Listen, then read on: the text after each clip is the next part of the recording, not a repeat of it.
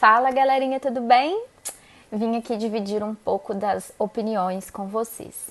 Esses dias o Calvoso nos pediu, simplesmente nos deu a simples missão, para não falar outra coisa, de escolher os 3 maiores ídolos de alguns clubes brasileiros, né?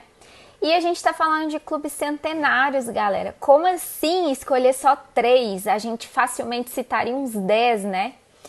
Mas aí eu dei uma pesquisada, uma refletida e consegui fazer minha lista. Queria dividir ela aqui com vocês. Vamos falar hoje do Bahia, bicampeão brasileiro, um dos principais times do Nordeste do país e um time também com uma história muito carregada de grandes ídolos. Um dos grandes ídolos do clube, que eu trouxe na minha lista dos 3 principais, é grande Bobô, atacante matador com faro de gol que pouco se viu até hoje no futebol brasileiro e que marcou história no Bahia, sendo o principal protagonista do bicampeonato brasileiro em 88, nessa conquista tão importante para a história do clube.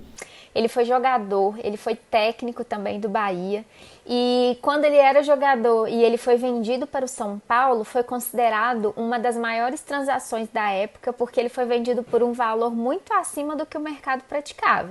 Então, para o São Paulo ter pagado caríssimo assim num atleta é porque, no mínimo, o cara era muito bom, né? Bobô, depois que saiu do Bahia, foi pro meu São Paulo, não conseguiu ter uma sequência muito boa, foi bem no Brasileiro de 90, que acabou São Paulo sendo vice-campeão, mas depois não conseguiu tracionar sua carreira no meu tricolor. Mas marcou época, inclusive em 88, quando ele foi o grande nome do Bahia na conquista do Brasileiro, Caetano Veloso o homenageou com a música Reconvexo, citando ele, inclusive, num trecho da letra. Então é um nome que marcou muito a história do Bahia e um dos maiores da história do clube.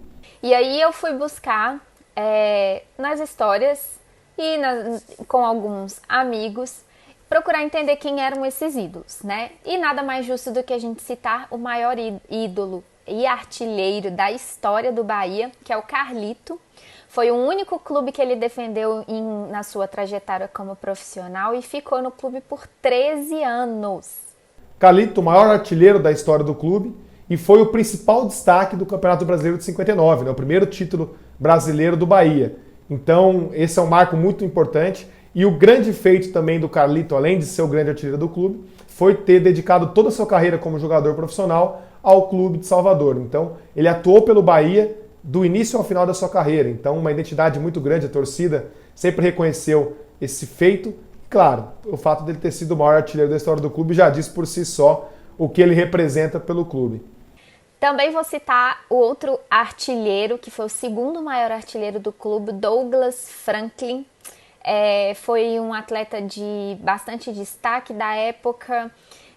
Era um futebol legal, gostoso de assistir, todo mundo só tem elogios por ele e a gente não poderia deixar de citá-lo. Douglas é o segundo maior artilheiro da história do clube e, para quem não se lembra, Douglas foi um jogador importante na era Pelé. Então ele jogou no Santos antes de ir para o Bahia, fez bons jogos, marcou mais de 100 gols pelo Santos, mas quando ele foi para o Bahia ele chegou já abraçado pela torcida e foi bem recebido e fez mais de 211 gols jogando com a camisa do Bahia e se tornou aí um dos maiores nomes da história do clube, mesmo sendo aí um jogador que atuou com o Pelé, ele marcou mais história jogando lá pelo tricolor baiano. Então é isso, galera. Vamos Bahia!